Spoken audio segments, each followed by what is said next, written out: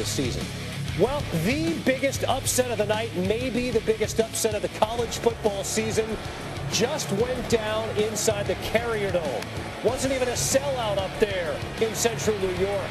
But maybe they'll start showing up after this. Eric Dungey, Dante Strickland stays on his feet. Syracuse breaks the ice, takes the lead on number 2 Clemson, 7-0. It's the first time Clemson had allowed an opening drive touchdown to an opponent since they lost to Pittsburgh last year. Later in the first, game tied at 7. Dungey, Phillips, right over the middle, 66-yard score.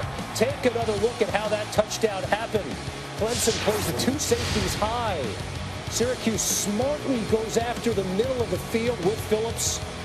Safeties are exposed. Dungey, who's become a sensational quarterback, goes over the top. Syracuse leads 14-7 in the first. Second quarter, still a 14-7 game. Strickland trying to make something happen, but he's hit from behind. He coughs it up. Tanner Muse scoops it up, brings it back. 60-some-odd yards for the touchdown. Clemson ties the game at 14. So the defense makes a play.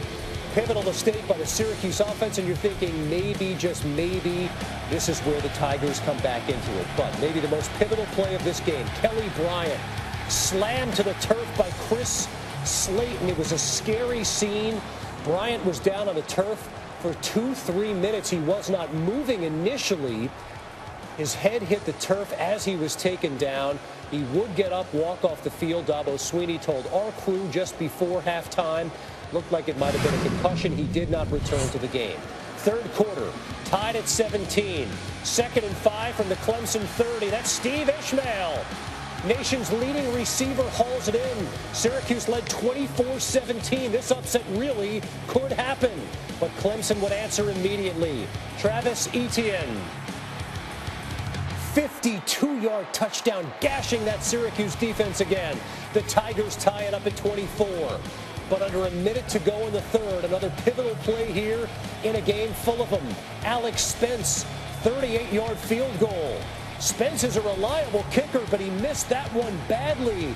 And so we stay tied at 24. Fourth quarter, Syracuse leading 27-24 after Cole Murphy booted a field goal. Facing 4th and 7 from the Cuse 41. Will Spires fakes the punt. It was on the money, but Muse was underthrown. And then in victory formation, it is so rare that Syracuse takes the victory formation against any conference foe, let alone the number 2 team in America, the reigning and defending national champions. But it happens. And Dino Babers has been waiting for the signature win at Syracuse. It appears he has it. A stunning upset. And again, it wasn't a sellout crowd in the Carrier Dome, but those that were there stormed the field. The type of win that could bring Syracuse football back to prominence. 27-24, they stun the number 2 team in America. Clemson goes down. They've been 6-0 with some quality wins already on the season, but the Orange win a stunner 27-24. Want to bring in ESPN college football reporter Heather Dinich now. Heather just got off a plane, just landed at Bradley Airport just outside of Hartford. And Heather, your reaction to Syracuse beating Clemson is? Holy cow, I'm trying not to wreck my car, man. I can't believe this happened. Look, they're okay as long as Kelly Bryant is okay. I watched him in the first half, and he did not look great on that ankle, and then he got out with a concussion. So the good news for Clemson, aside from the fact that 9 of the 12 semifinalists had losses, is that they've got a bye week to rest up and see if Kelly Bryant can get healed, and then they play Georgia Tech. So they've got some time to check out that injury, but that's their top concern, obviously, in addition to this loss. I think a lot of Tigers fans, Heather, want to know immediately, look, this is a loss to a team that is maybe middle of the road in the ACC at best. When the committee looks at things at the end of the season, how are they going to view this loss to Syracuse? The same way they did the loss to Pittsburgh last year. But the difference here is that they consider injuries. There's a human element in it, and they're going to know that Clemson lost its quarterback to a concussion late in the first half. So that'll be considered. If they can get Kelly Bryant healthy and they can win out they can beat NC State and win the ACC, then they're still right in the mix for this thing because they've got the quality wins on the first half of their schedule against Auburn, against Louisville. They just have to win out and get their quarterback healthy. Heather, you're our college football playoff reporter. You know the ins and outs of how the committee works and how the selection process is. But you also know the college game as well as anybody in the country here. This is a Syracuse team that has great tradition, right, between Ernie Davis and Jim Brown, Floyd Little, Heisman Trophy winners in the past, storied names in college football, Donovan McNabb, Dwight Freeney, Marvin Harrison. But it's been a while. I mean, Syracuse football was really, really down in the Greg Robinson era. They're trying to get back on the rebound here with Dino Babers, but it's a process. It's simply a process to come from the basement in college football and get back to respectability. A win like this over the reigning national champions, the #2 team in America, how does it change how a program is perceived in the college football landscape?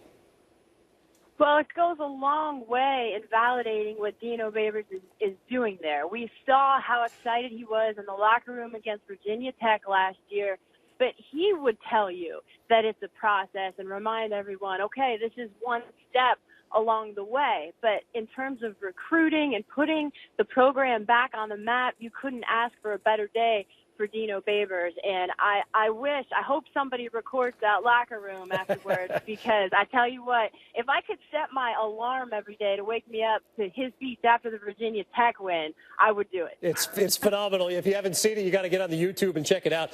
It's for Syracuse, their second win ever against an AP top 2 opponent. The other win came back in 1984 against then #1 Nebraska. I know my dad remembers that. I think I was 9 at the time. I don't remember that. I know my dad does. Heather, hang on with us for a minute because you talked about Dino Babers and what he had to say after last season's win. This was the Syracuse coach after the stunning upset in the Dome earlier tonight.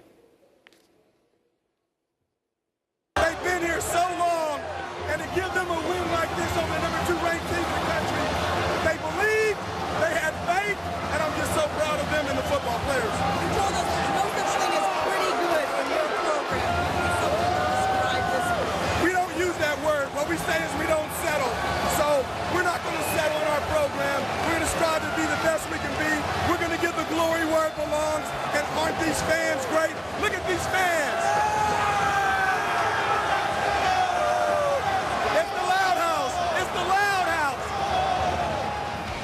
Yeah, and then after the game, this was the reaction inside the locker room at the Loud House.